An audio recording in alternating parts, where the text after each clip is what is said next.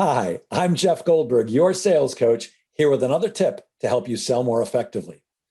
You invest a lot of time trying to re engage prospects who have gone dark on you. Stop doing that.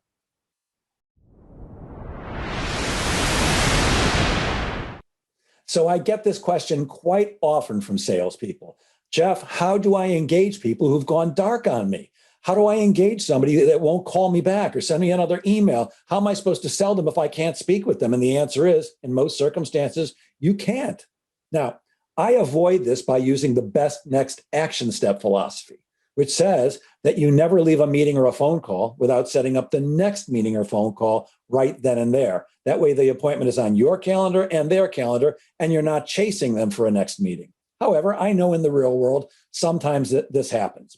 I learned this method at my previous employer before I opened up Jeff Goldberg and Associates, and I'm telling you, it works great. You're going to love this. In fact, I taught it to a client of mine just the other day, and I got emails the next day from several of their sales teams saying things like, "This is a miracle. This is like magic," one guy wrote. One guy wrote to me, "Oh my God, this is incredible. I closed a deal yesterday from a guy I've been chasing for a year. He hasn't returned a call or an email in a year, and this method worked." So here's how you use it. You can either use this as a voicemail or an email. It's the same wording no matter which way, but let's say you're going to send an email. The subject line of the email is going to be, "Should I close the file? Question mark, question mark, question mark." And I want it all in caps. "Should I close the file? Question mark, question mark, question mark, all in caps." Now, I know when you put something all in caps, it means you're yelling. But what it does is it catches their attention. If something's all in caps in a subject line, your prospect is going to see it and hopefully open it up. The body of the email should sound like this. "Dear Sue, you and I met 2 or 3 weeks ago to discuss improving sales at your company through training and coaching from my firm. You seemed incredibly interested in the things I shared with you, the information I shared with you. And when I showed you my proposal, you seemed even more interested, but said you needed a little time to think about it as it was a large investment," which I completely understood. "I've since left you several emails and several voicemails, but I haven't heard back from you. And I want you to know that I'm the type of salesperson who is incredibly persistent, and I intend to keep reaching out to you unless you tell me not to. But I don't want to be a pest. If you are potentially interested in moving forward and would like to continue the conversation, simply reply to this email with 2 or 3 dates and times that work for you, and I'll find a way to accommodate your calendar.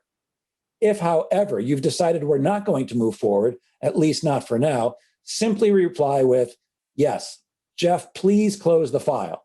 And I promise I'll never darken your door again.' So, Sue, should I close the file? Question mark, question mark, question mark." I'm telling you, you'll be shocked at how well this works and how often it works. Nothing works every time. There's nothing any coach or any trainer that can teach you that's going to work every time, but I'm telling you, this works really well.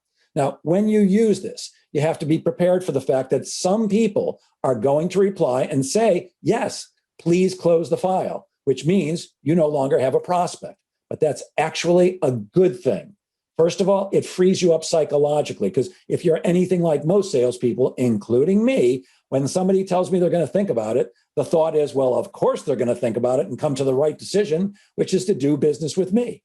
Except that's usually not the way it works. And the second part is that psychology tends to keep us from prospecting as much as we should be, because we think we have more deals in the pipeline than we do.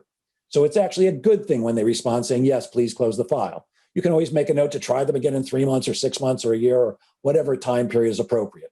However, the message you'll get back, either the return call or the email, way more often is, "No, please don't close the file, not the file, please don't close the file. We just got busy with," and then they fill in the blank with whatever they got busy with. But at least you've re-engaged them and hopefully can now get an appointment, have another conversation with them, and help them choose to do business with you, to become your client. I'm telling you, give this a try. It actually is pretty miraculous. I wish I had thought of it myself, but I didn't. It is a great technique. As always, if you have any questions or there's anything I can help you with, feel free to call me or email me. You'll see my contact information in just a moment. And as always, please be sure to remember, sales is a game of making things happen. So get out there and make sales happen.